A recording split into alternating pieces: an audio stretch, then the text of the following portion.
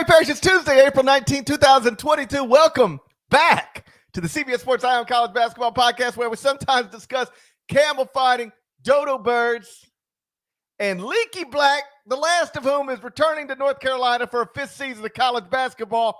Praise be. Matt Norlander is here with me. If you're watching live on YouTube, please smash the like button like you're Brandon Davis. You have consent.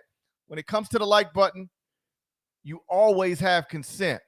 More of us. All right, dead leg. The season ended 2 weeks ago, which means it only took 2 weeks for the one-time transfer waiver combined with name, image, and likeness rights to get folks big mad on the internet. It appears the tipping point might have been, of all things, Tyrese Hunter.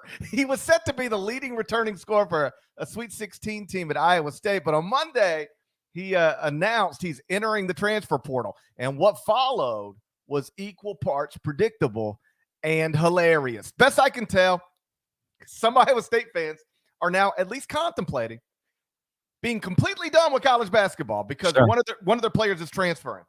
Sure. Never mind the fact that Iowa State's Sweet 16 team was loaded with, checks notes, transfers from the transfer portal.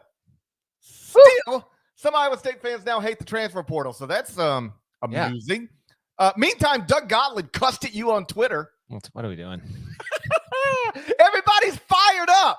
The only thing I was mad about on Monday, the IRS. Okay. What in the world was that? Everybody's mad about Tyrese Hunter. I'm texting my accountant like, man, are you serious with this? This is really what I got to do today? What? I'm all right with the IRS this year, and I'm cool with them. Yeah. I'm not. You want to get into those details? I'm over the IRS. Yeah. That was outrageous what happened to me yesterday. It never even occurred to me to be pissed off about Tyrese Hunter's basketball plans, but folks were. And an Iowa State fan posed this question to me, Deadleg. He said, if my school is just going to be a feeder system for blue bloods, why should I read your columns, listen to your podcast, or watch you on TV? I said, I don't know. Deadleg, why should Iowa State fans listen to this podcast? Because it's the best damn basketball podcast, regardless of genre that's available. Right. First of all, that's right. I mean, go ahead and rewind that. How deep are we in? 2.5 minutes? Go listen to that intro again. That's why you should listen to this podcast. This, by the way, Iowa State fans are huge mad over this. Not even big mad, huge mad. So we can share thoughts on that, sure. And the irony of that it's Iowa State of all schools. Like, who has benefited over the years from transfers more than Iowa State? Very few schools, and it's obviously before Otzelberger. Hoiberg basically set the template, a decade ago, but whatever. This, as I tweeted back, I didn't get to. I was with my kids are on spring break, so we're playing Jenga, we're doing stuff, and I just hop on the tweet machine for a quick minute yesterday afternoon. I didn't even see Tyrese Hunter transferred or got in the portal when he did. I saw Yuri Collins, St. Louis, shouts. He was on my midseason college basketball all-star team. Yuri, he's in the transfer portal as well. And so, just make a quick tweet about that. And then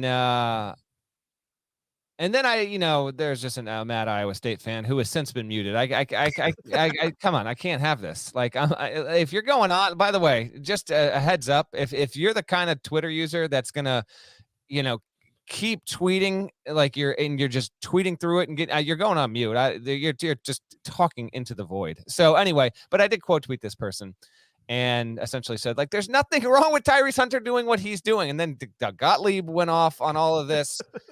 Which was hilarious. Dougie Dinosaur is stuck in a different generation here, and I get it. He's never going to come off this. He's just not. I saw Gottlieb at the Final Four.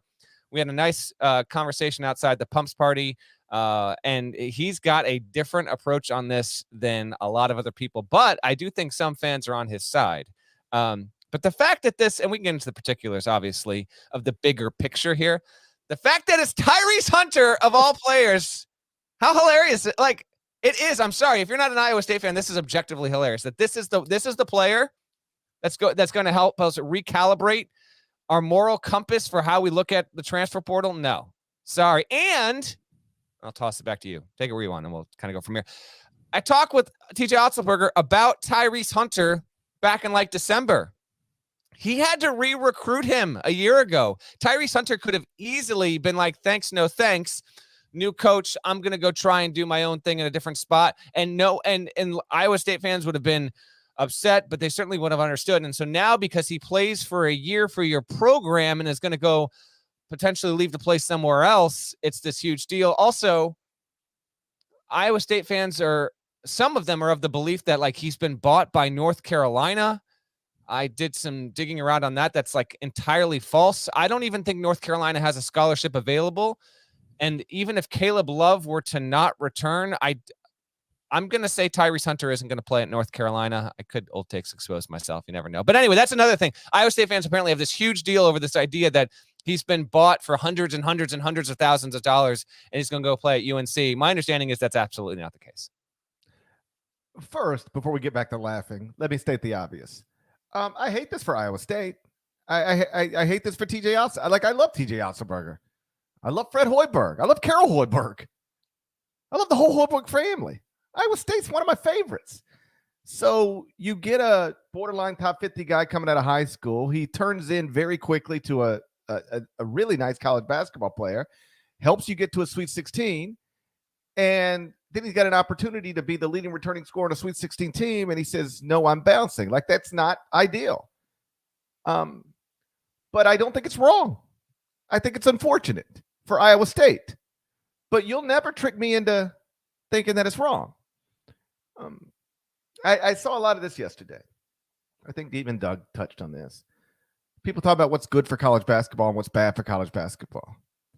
And I think you can have a reasonable debate about whether players just bouncing all over the country is good or bad for college basketball. If you were arguing it's bad. It's happened for years.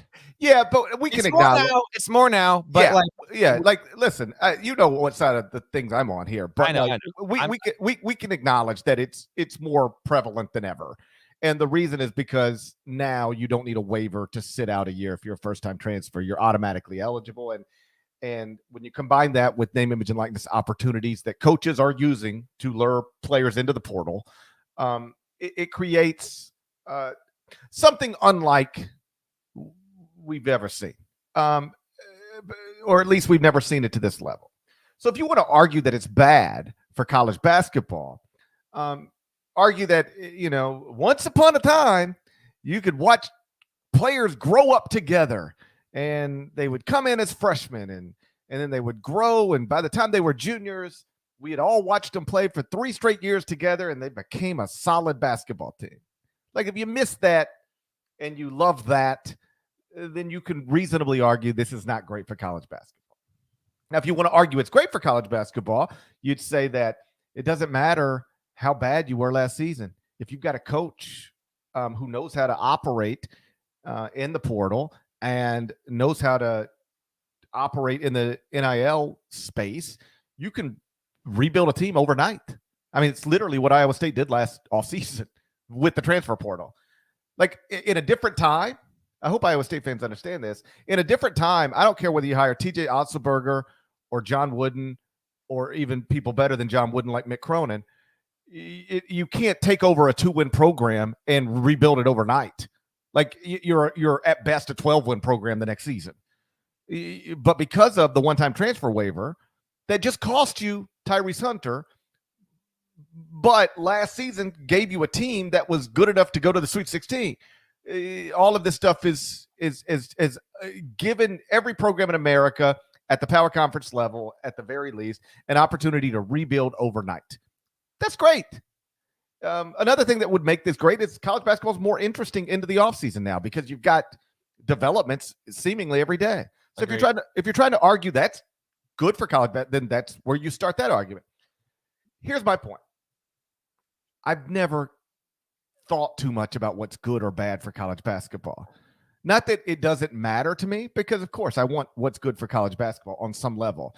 But something that is more important to me is what's right or wrong. I don't think of it about what's good or bad. I think of it from the perspective of what's right and what's wrong, what's fair and what's unfair. and you will never convince me, no matter how hard you try or how much you cuss or how angry you get, that it is right for amateur student athletes to be restricted in any sort of way when it comes to changing schools and playing sports at those schools. It has never been a reality for most student athletes. I think sometimes people don't understand that. This is not a soccer thing. This is not a track thing. If you play soccer at Wisconsin and you decide you want to play with soccer at Marquette the next season, you can do that. And you've always been able to do that. This has been limited to a very small number of sports in men's and women's sides. And finally, in this forever push for player empowerment, we got to a place where the people who had the power to change this finally acknowledged it is not fair, it is not right to hold basketball players to standards that we don't hold soccer players to. Like, it never made any sense to any sensible person that you could have a golfer and a football player live in the same dorm, go to the same classes at the same school, and if one of them wanted to transfer, that person could play immediately, and if the other one wanted to transfer, that person would have to sit out. We shouldn't be holding student athletes to different standards. And so now here we are. And are there unintended consequences to that rule change? Yeah, sure. But for me, everything starts and stops with what is right. What is right by the student athlete. And allowing them to transfer without penalty was always the right thing. And when you combine it with name, image, and likeness coming in at the exact same time, it is a shot to the system. There's no getting around it. Yes. But it's a better system. I'll just put it this way, and then you can take it. The system we have now is imperfect, but it's better. And more than that, it's more fair. It's more right. And when it comes to this kind of stuff, I'm always going to land on the side of what's right. It also comes with still plenty of risk. That's the point I made on Monday. Tyrese Hunter isn't guaranteed to be any better next season wherever he plays than where he was at Iowa State. I mean, yeah, he is an elite. To me, he's like a top 25 defender in the country, if not better than that, and is going to make whatever team he goes to better on that end of the floor. He has more growing to do offensively. I think he will eventually be drafted into the NBA. He's not quite there yet overall, but I think he will be drafted and make the NBA eventually there. So if you're an Iowa State fan, I get it. You had an unexpectedly good season. He was your best player, and now he's deciding to go somewhere else, and you're chapped over the idea that he's going to go into the portal because maybe name, image, and likeness is going to lure him away from Iowa State. Well, I'm sorry. That's just the breaks. It just is. We should not be restricting, particularly in this environment, where players can go. How about this? Completely unrelated situation, but I'm going to do a story on this, I think, for Wednesday or Tuesday, a quick one for CBS. Do you realize that there are still a couple of conferences? I didn't realize this until I was alerted to a player at, you ready for this? Campbell. The Fighting Camel? Fighting Camel. A Fighting Camel? A Fighting Camel that no longer seeks to be a Fighting Camel. Yeah, he's had a good run, but he's out. So Messiah Thompson is his name. Plays at Campbell. That's in the Big South.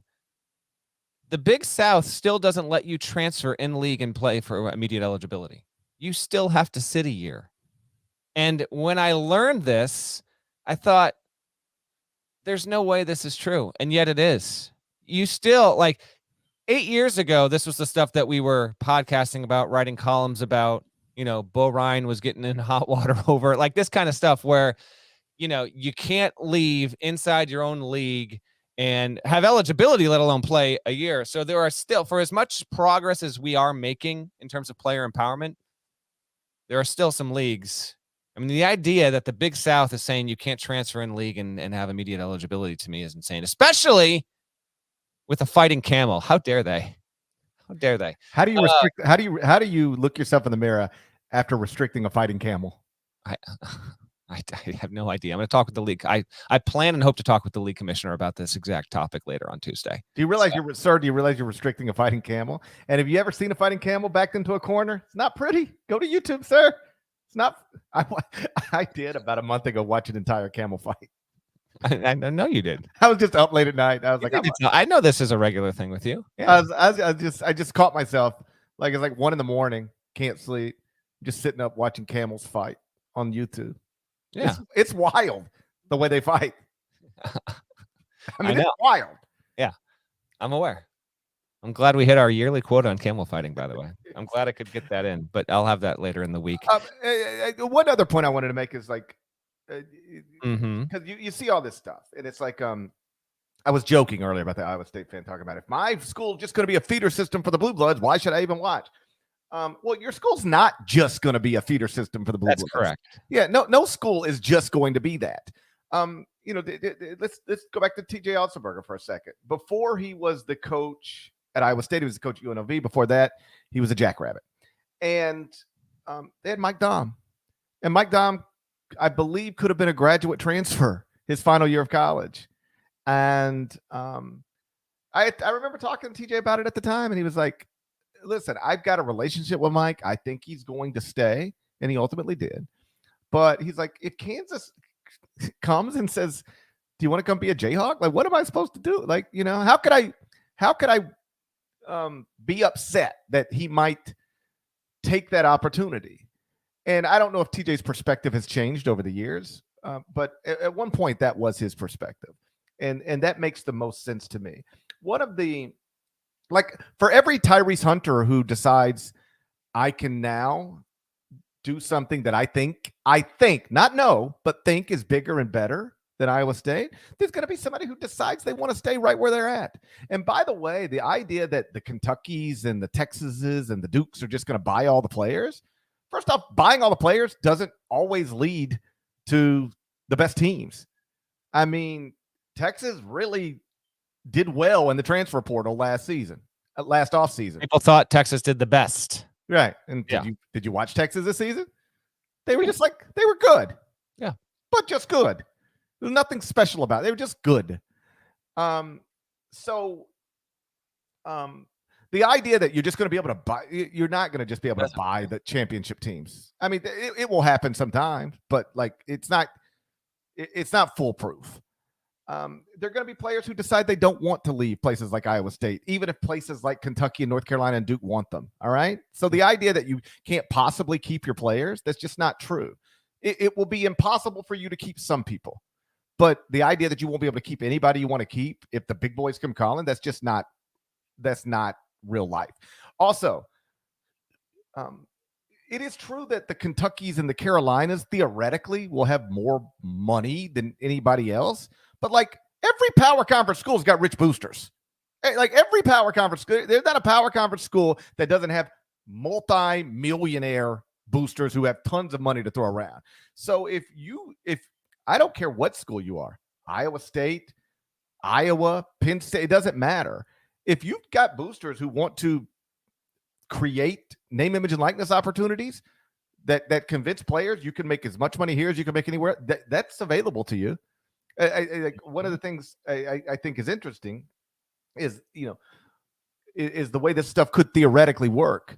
Do you realize, like, if you are a women's soccer fan, diehard at Southern Miss, and also have like $100 million, you could just decide I'm going to try to create the best women's soccer program in the country and just make it known that I'm going to create name, image, and likeness opportunities for the best high school women's soccer prospects in the country, and suddenly you're Southern Miss with one of the best women's soccer teams. Like, this is available to everybody. Yes. There's uncertainty surrounding this exact issue, and I haven't gotten to that, but there's a story that Stuart Mandel wrote for The Athletic that published on Tuesday about this whole idea of NIL offers and contracts for high school players coming into college. And there's like this is a whole separate deal altogether, GP. But to your point, right now, as it stands, that's accurate. And the whole thing is like, is there any way to untangle that not going forward, or will it be a reality? It will be interesting to see how the NCAA even attempts to address that part of this, which was always a major concern it had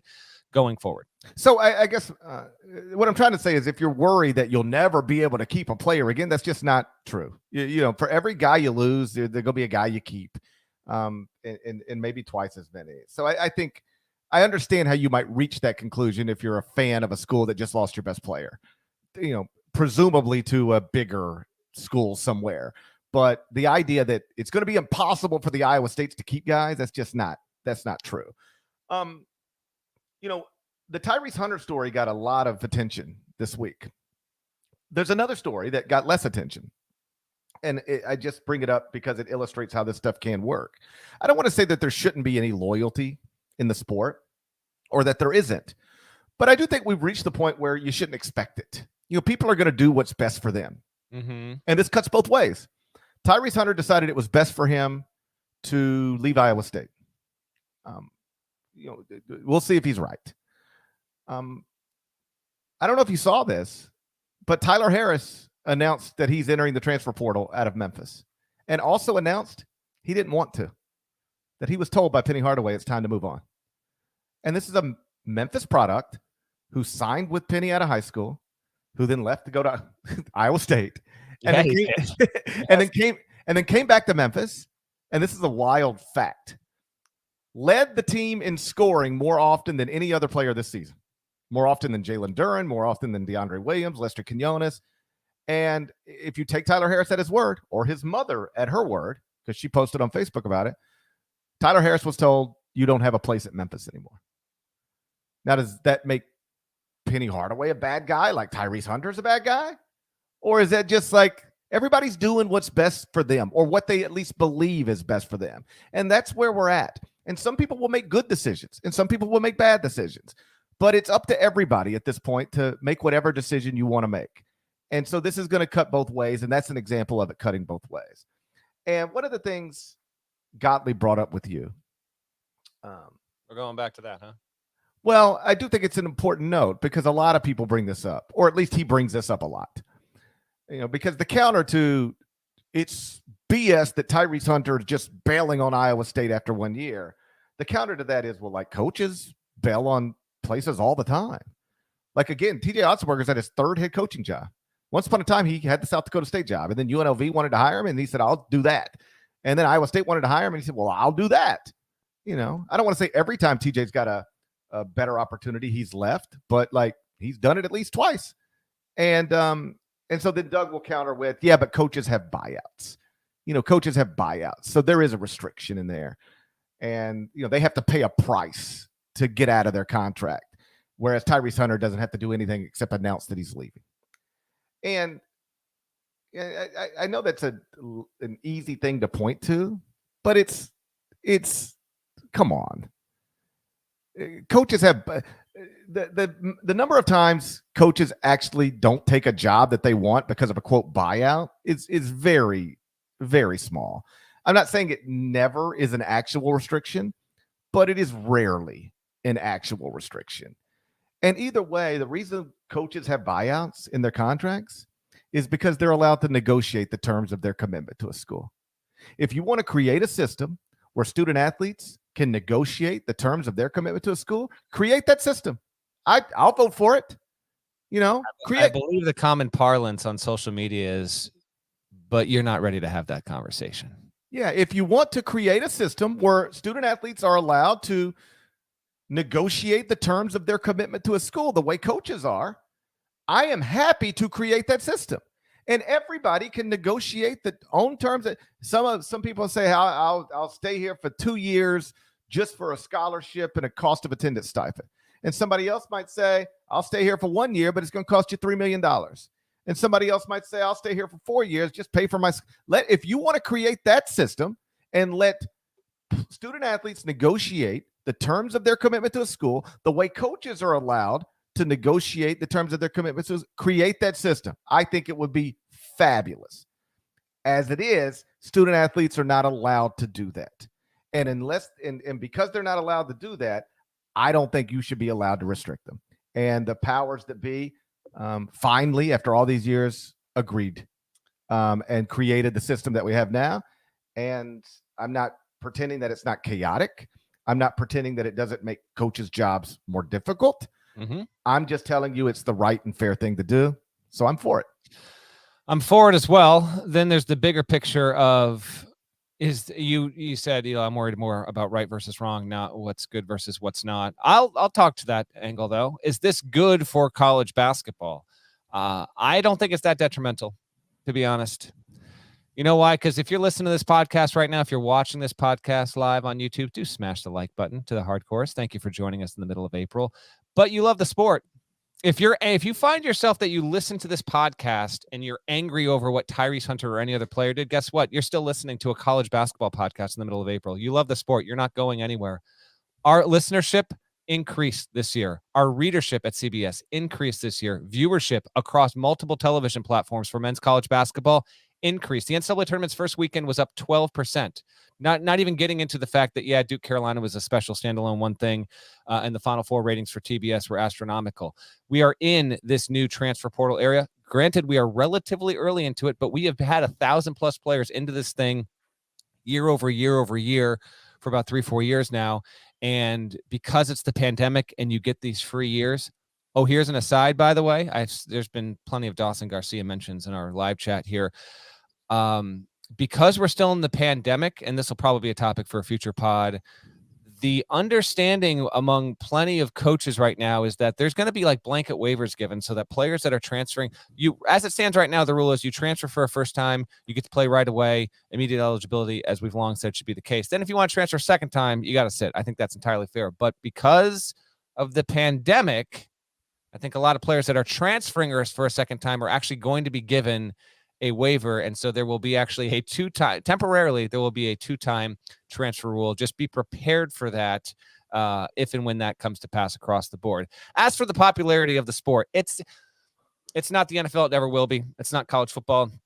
It won't be. It's not even the NBA, which is in the midst of getting its playoffs going right now.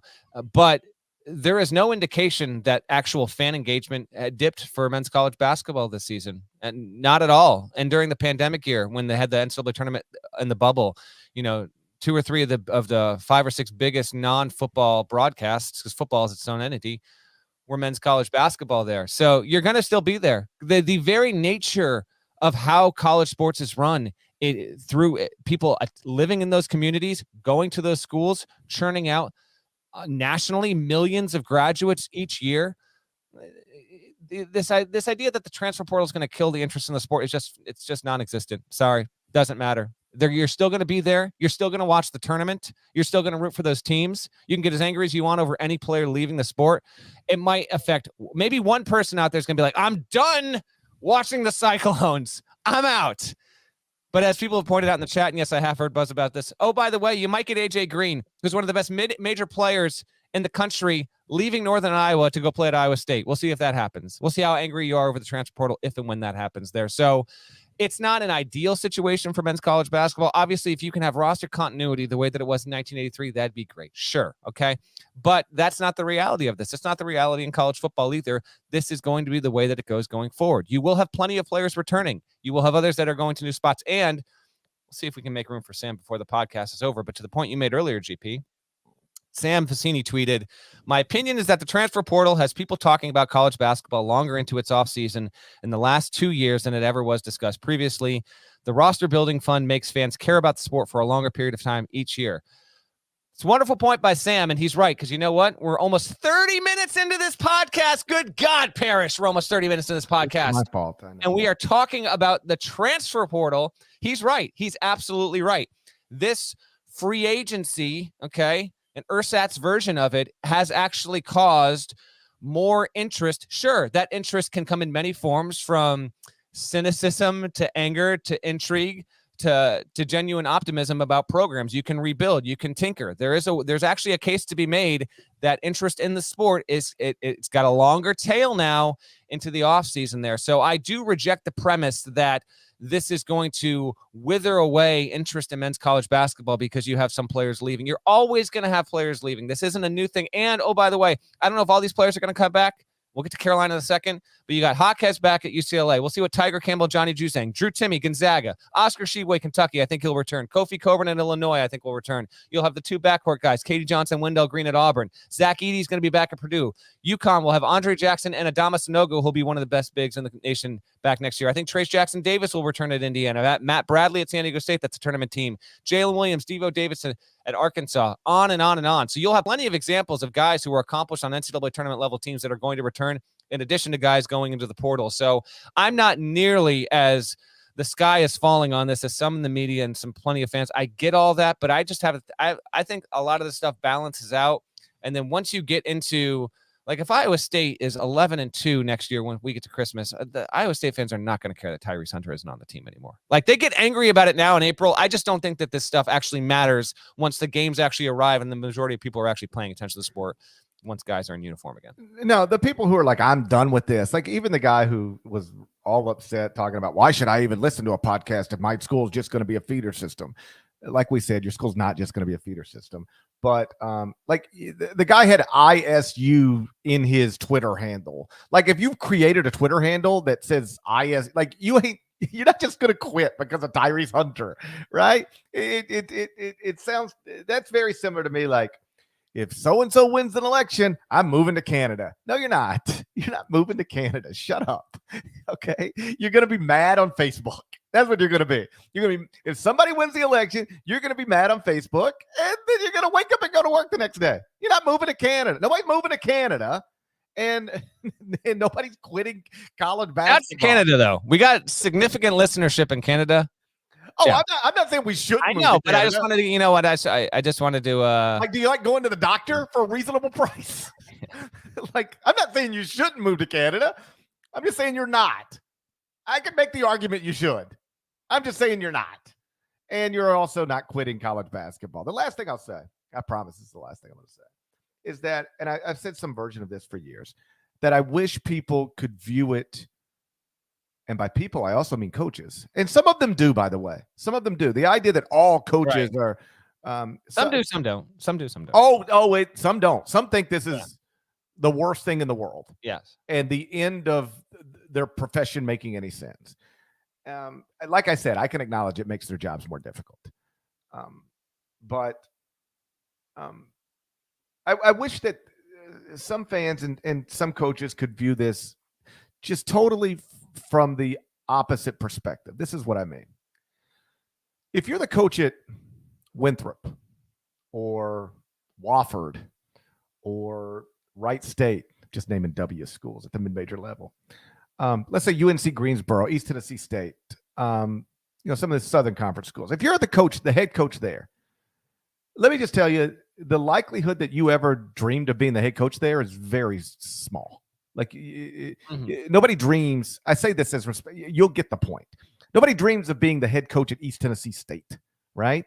Nobody dreams of being the head coach at Wofford. Nobody dreams of being the head coach at UNC Greensboro. So how do you end up the head coach at those places? It's because it's the best job you could get. It's probably the best job you could get. And you were like, wow, it's an opportunity to be a head coach at a good mid-major in a great conference. And so you take that job. And then you do that job as well as you can do it, right? You work like crazy, and you love that school while you're there. And then maybe you're the East Tennessee State coach, and then Wake Forest calls. And they say, hey, man, you did that job really well. We didn't want to hire you 5 years ago when you were just an assistant coach or a JUCO coach.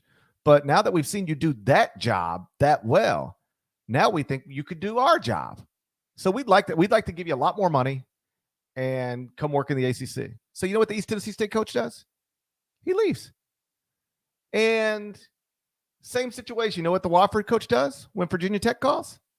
He leaves. And you know what the Greensboro coach does when Cincinnati calls? He leaves for more money and a bigger opportunity.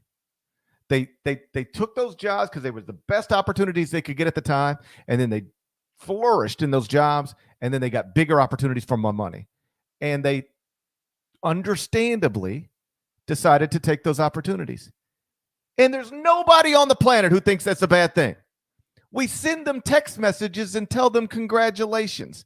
We celebrate it. We go, man, really happy for Steve or Mike or whomever.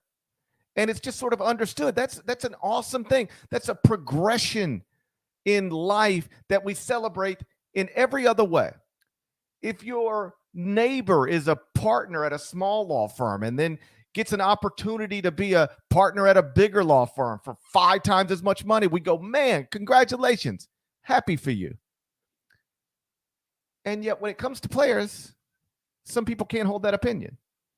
Like, just like no coach dreams of being the head coach at East Tennessee State, like might think, man, that would be awesome, but that's not where the dream stops. No player grows up in Tennessee dreaming of playing at East Tennessee State. They dream of playing at Tennessee or Memphis or Vanderbilt. So why are all those players at East Tennessee State or Wofford or wherever at the mid-major level? Because it's probably the best opportunity they could get when they were coming out of high school or junior college or wherever. So they take that opportunity, and then they flourish in that opportunity in some cases, and then they get bigger opportunities. And maybe Tennessee picks up the phone and says, hey, we saw you out of high school. We didn't think you was good enough to be at our level, but now that we saw you at East Tennessee State, we think you are. Would you be interested in being a Vol? And if that young man actually dreamed of playing in the SEC or the ACC or the Big Ten and is suddenly given that opportunity, why is that a bad thing? Why do we think that's the worst thing that could ever happen to college basketball? Why don't we applaud the players for realizing opportunities and fulfilling dreams the same way we applaud coaches for doing it? I've just never understood it. And by the way, this thing will cut both ways. You'll have guys that go to the tip top of the sport and, can't cut it there, and they'll transfer down. Mm-hmm. Just like you have coaches who go, to the Big East or the Big Ten, and then they can't cut it there. And you look up and, now they're the coach at some mid-major school. Like, this all cuts both ways. Endorse the opportunity to flourish or fail. There's no guarantee of success here. Just the enterprise to be able to do it, to make your own decision. If you want to take a chance on yourself, do it. A lot of guys will not. This will not work out for a lot of guys. It will not. Wade Mason, who was an assistant at Stephen F. Austin and then at Georgia, had a very funny tweet earlier this morning. He said, young fellas who think the portal is beautiful like the water in Aruba, so you just jumping in, don't get tricked. Some of you guys are just seat fillers like I was at the BET Awards. I thought I was a rapper when they only wanted me to hold a seat down. I even wore a chain. That's actually really, really, really funny from Wade Mason. He's right, though, by the way. As I tweeted on Monday, multiple realities exist within this sport, different situations. St. Peter's as a 15 beats a transfer-loaded Kentucky blue blood team, right? You can have all these things that can work out in so many great ways, and they can also backfire on you. And yes, are there negative aspects to the transfer portal? Without a doubt. Okay. And I actually think one of the elements that a lot of fans don't even realize with this stuff is like a lot of these coaches, they're talking to each other in January or February, in their private conversations. And they're like, yeah, this guy's gone. I just know he's gone. So like, I'll get on the horn with the coach in like February and I'll learn, oh yeah, like this guy, he's losing this guy and this guy. He's like, a lot of these coaches are not sometimes they'll be caught off guard. There's a chance that with Tyrese Hunter at Iowa State, there's a chance that TJ was a little bit caught off guard there. But a lot of times with this, man, you spend almost every day with these players. The writing's on the wall. Sometimes this decision is a long time coming. Sometimes, yes. Can it be actual tampering? Yes. Would you want that to happen? No. But for the players themselves, the opportunities there might not be as great as you might think. So yes. And my last thing on this, Parrish, and man, we just love going long, don't we? We are at 38 friggin' minutes right now. We need to get away from the idea, or maybe it's a feature, not a bug, of trying to think that we can ever get the sport to a spot where it's idyllic, where there's some sort of panacea where we can kind of get to a cure-all. Every single sport has issues, always has, always will. A significant portion of coverage of every single sport is talking about, writing about, reacting to negative impacts on that given every single sport, no matter what. So sometimes I think we do go mountain out of a molehill with the transfer portal stuff in men's college basketball, which isn't to say it isn't a problem on certain levels. It is, but there's never going to be, we're never going to have nirvana. We just aren't. Okay. You're not going to have a situation where everyone's happy all the time and every single rule has everyone feeling. It's just never going to be that. So we also got to move away from this idea that, the sport is being destroyed because of item A or thing B. I just can't get there. And I don't know if I ever will. Yeah. Like you know, people have been predicting the end of college basketball for decades, right? Dude, I'm so exhausted by this topic. Like LeBron James isn't coming to college, and Kobe Bryant isn't coming to college, and like it was fine. Like college basketball will never be the biggest sport in America, but it'll always have a place. It just will, because people care about these programs. They fall in love with the players once the players become part of the program, but they love the program, and that's not going to go away because Tyrese Hunter or anybody else changes. And you made this point. I think it's important for people to understand. All of these players are not going to make good decisions. Some of these will backfire. Mm-hmm. Like there's a scenario where Tyrese Hunter goes to his next school and ends up a role player and isn't happy and and wonders why he ever left. Like, yeah, and we focused a lot on him, but I want to just say, like, Kenneth Lofton Jr., Kendrick Davis is leaving SMU. Antoine Davis is leaving Detroit. Like, a lot of these players are going to, Grant Sherfield's leaving Nevada. You've got a lot of good players that are leaving spots. KJ Williams leaving Murray State, that they were really good at the spots that they were. And so I just, I didn't want to put all the focus on one single player. No, you're right. Guys out there, and some of those guys are going to hit. And frankly, some of them aren't, because as you and I have talked off podcast plenty about, and I actually think this year's is kind of becoming an exception to the rule GP. You and I basically look at it like, man, there's like 5 to 7 transfers a year where we're kind of like, ooh, look at that guy. But like most of these guys, they just don't move the needle really. And so it's also important to keep that in mind when we talk about this whole. A lot of these guys are just they're going from one spot to another, and their true impact is minimal at best. Some of them are going to regret their decisions, right? Like, but I'm comfortable allowing them to make those decisions. I don't feel like it's my job to worry, because you hear this sometimes. Well, you these young people are running from adversity, and they're not learning how to grow, and all these things that people think a sit-out year can teach life lessons. Like, I just don't feel like it's necessary to have a sit-out year teach people life lessons, right? Like, yeah. By the way, how many players that got NIL do you think did their taxes by yesterday? I'm kind of curious about that. I was texting with a couple of coaches. Like, how many do you think did not do their taxes? That's actually a life lesson. Yeah. I genuinely hope that these people had people advising them that you made this money. You kind of got to tell the federal government about it. I hope that they're on it. That's all. We'll see. Yeah. I guess my point is, I've never thought it's my responsibility to save these young people from themselves. There are people who change schools every year. They're not basketball players, so you don't care about them. But there are people who change schools every year, drop out of school, decide to move to LA to pursue acting, start a band, decide they just want to bartend, decide they want to go to young people make this, and they're not kids. You hear it all the time, but these kids are they're not kids. They're young adults, and they're making decisions the same way young adults from all aspects of life make decisions every single day. I've never thought it was my place or that it was necessary for some rule to help shape these young people's decisions. I've got 3 sons. I feel like it's my job to try to help them avoid bad decisions. I'm happy to let Kendrick Davis make whatever decision he wants. And some of these players will have good decisions, and some of these players will have bad decisions. And I don't know. That sounds like life to me. That sounds like life to me. I don't think we need to make it any more complicated than that. For real this time. Let's move on. Leaky Black is back in school. We must talk about it. We're going to do it next. But first, finally, it's a word from our sponsors. The United States is at war. We know what we have to face, and we are ready to face it. I'm fighting to make women equal. The president needs to get his wife under control. It's time all these little chocolate girls know that their lives matter too.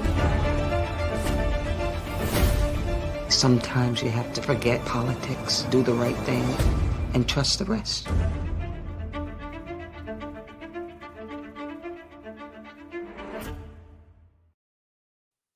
That's a new one, Dead Leg. Let's catch a little Kiefer Sutherland in there. I didn't see Kiefer Sutherland, but I wasn't watching Kiefer. I don't know. I thought I saw. I could have been wrong on that. By the way, if you're listening on the podcast again, you have no idea what we're talking about. But that's part of the appeal. But we did. How are we going 44 minutes in before getting the Leaky Black? I apologize. I apologize. Leaky Black back in school. Armando BAICOT back in school. I think at this point we're really just waiting on Caleb Love. Mm-hmm. And as we've talked about before, he's an interesting prospect, but not a guaranteed first rounder. In fact, not even a likely first rounder. And as we've seen, and I think as we've talked about all this stuff that people think is bad with college basketball, here's something that's good. Name, image, and likeness rights is bringing people back to school. Sure.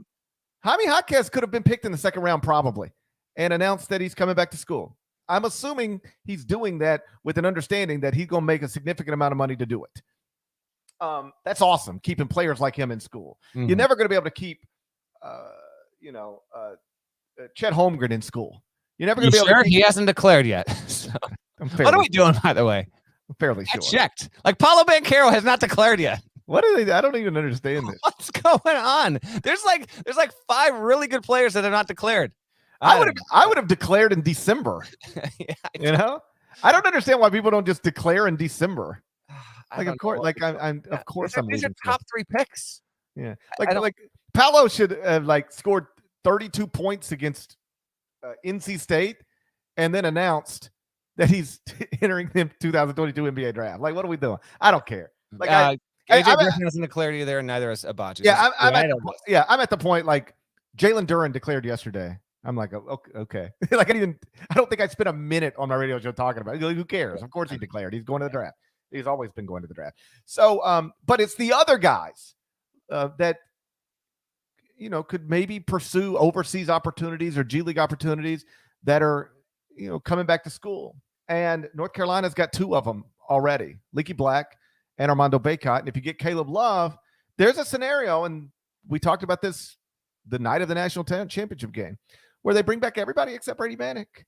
And I think that's a guaranteed preseason top 5 team and possibly preseason number 1. Brady Manek, by the way, a transfer portal success story along with Remy Martin. Oh, by the way, like Brady Manek, he got everything he could out of his Oklahoma experience. He needed a change of scenery, and look what happened. That's an awesome, awesome transfer portal story. BAICOT returning. Yep. I don't know what the number will eventually be, but this makes me so happy for him because he was BAICOT was. I remember seeing him at Peach Jam and how good he was. He every year we get to go to see these guys play on the circuit, and inevitably they're just our, for me at least, there wind up being 6 to 8 guys who just, for one reason or another, they just pop, whether they're at the top of the class or not even. Like occasionally it's a 4-star guy that plays up or whatever. And I remember seeing BAICOT as a high school prospect, and I was like, man, he is going to be a really good college player. And it's awesome to see that he's grown into this.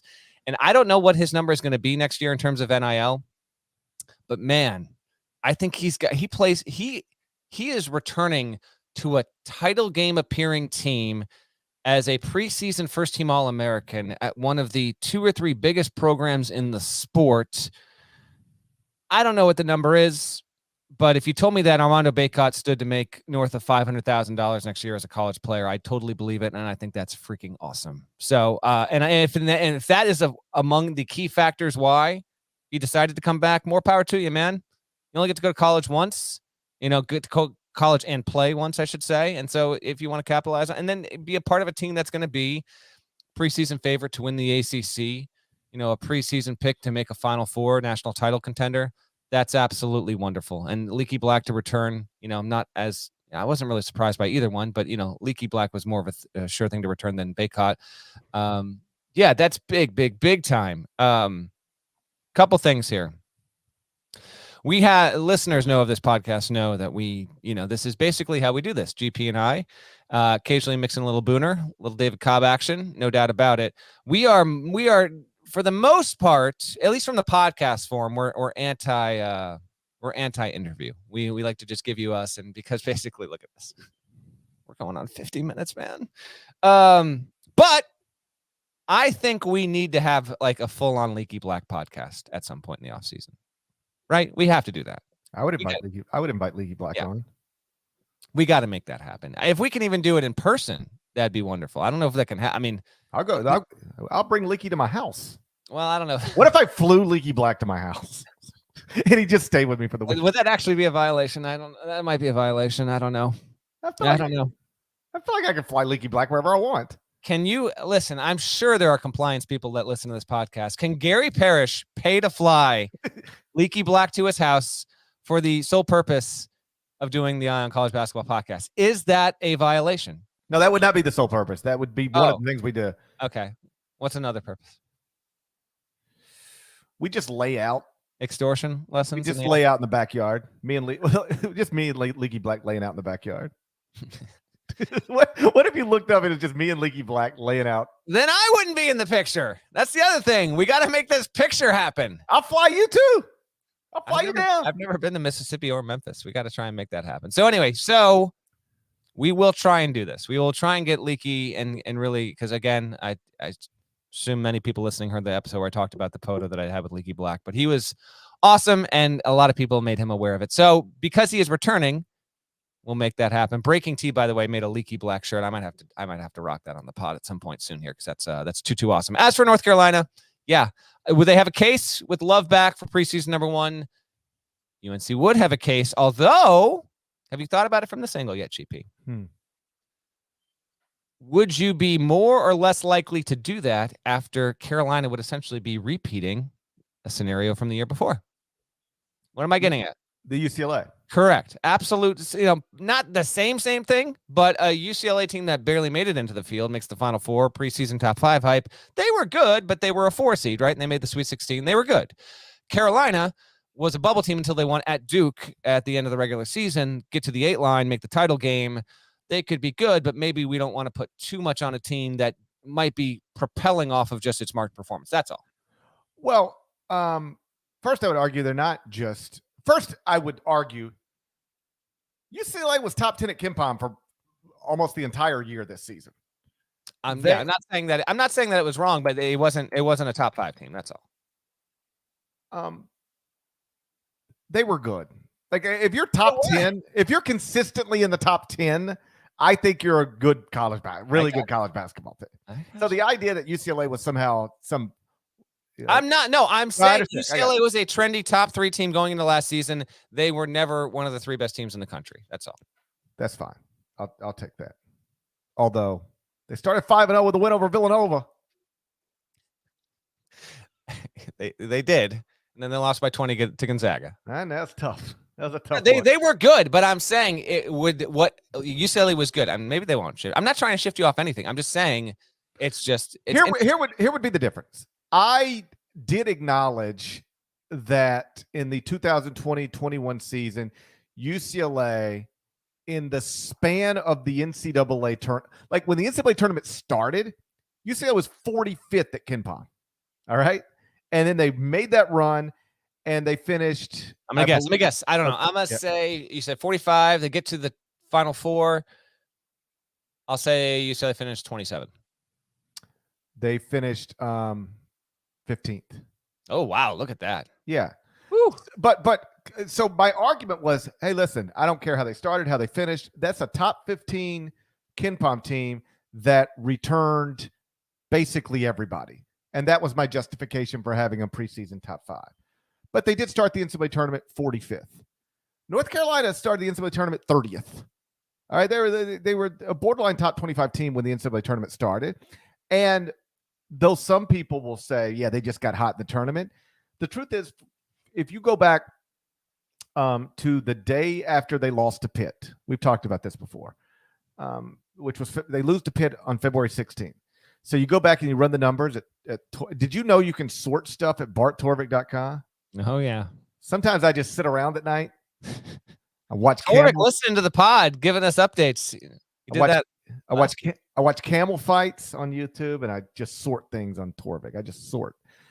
But if you go back to February 17th and make that the start date, North Carolina was the 3rd best team in the country for the rest of the season. Kansas was 1, Texas Tech was 2, and North Carolina was 3. So that's a 6-week sample size where Carolina was operating like a top 3 team in America. That's not insignificant. And so if you bring back everybody that matters from that team except Brady Manick, absolutely, I think you can be a candidate to be preseason number 1. It's not obvious. And I think I've written this before. I don't think there will be an obvious preseason number one. I don't think there'll be a team that we all agree on. It looks like Carolina is going to be a candidate for that. UCLA is going to be a candidate for that. It appears. Kentucky could be a candidate for that. Arkansas is a candidate for Arkansas is definitely a candidate for that. I like this. Yeah, I think, the idea that we're all good. Like, remember that one year where it was like everybody agreed, like Michigan State was preseason number one? Yeah. And it was Cassius Winston, maybe? Yeah, I think so, yeah. Okay, like, I don't think it's going to be one of those this season. There's going to be maybe 4 or 5 different totally legitimate candidates to be preseason number one. And some of it, just to tie this all back together, will be determined by the transfer portal in the coming weeks and months. It's true. All right. We good? I'd love to get out of here in less than an hour just because I like looking at it when it Let's do it. says 50-something minutes. Sure. Shouts to Devin Downey. Shouts to Chester, South Carolina. Shouts to Quincy Miller, 6'9" legend. There we go. You remember Quincy Miller, don't you? Pretty sure you've done Quincy before. No, there's another Miller. I keep a list. I keep a list of names alphabetical of my Baylor players. Yeah, you ready? Quincy Acey, Austin Allen, Darius Allen, Will Allen, Isaiah Austin, Devontae Bandu, Deuce Bello, Roscoe Biggers. These are all players that have been done. I keep a list. I update it. All right. Is it possible I forgot to add Quincy Miller to it one time? I suppose it's possible. But I think unlikely. It's a 6'9" legend, averaged 10.6 points, 37 games for Baylor, 2011-2012 season. He was ranked 5th in the class of 2011. 5-star prospect. Shouts to Larnell. Thank you guys once again for listening to the College Basketball Podcast. Is it still the middle? You don't have to wear masks on airplanes anymore. You don't have to wear masks on airplanes anymore. Good point. Yes, it still is the middle. It's still the middle. I feel like if this is an 18-hole deal, what hole are we on? 12? I was going to say 13. I feel like we're walking up to the 14th tee. Yeah. We're like on the first, so like, in the middle of the. Thanks once again for listening to the Eye on College Basketball Podcast at what amounts to the amen corner of the pandemic. The dumbest one of my lifetime. If you're not subscribed, please go subscribe anywhere you subscribe to podcasts. Leave a nice review. There's more of us than there are of them. Oh, I swear this is true. I had to do Time to Shine last Friday. This has never happened to me before in the whole life. And I'm walking back from the studio to the hotel down 57. And somebody totally out of nowhere said there's more of us than there are of them. Like, that does not happen. Outrageous. Me and Brent Stover, like, sometimes when we do that show together, we'll walk back because he lives on the east side, and he'll walk back to my hotel, and then he'll just keep walking. And we're like, we are in suits and makeup right now. How long would we have to walk around the city before somebody recognized us? We're like, we could probably walk around forever. And then it finally happened, but I was by myself. I didn't have Stover or anybody else to witness it. But whoever that person was, God bless you. Seriously. There is more of us.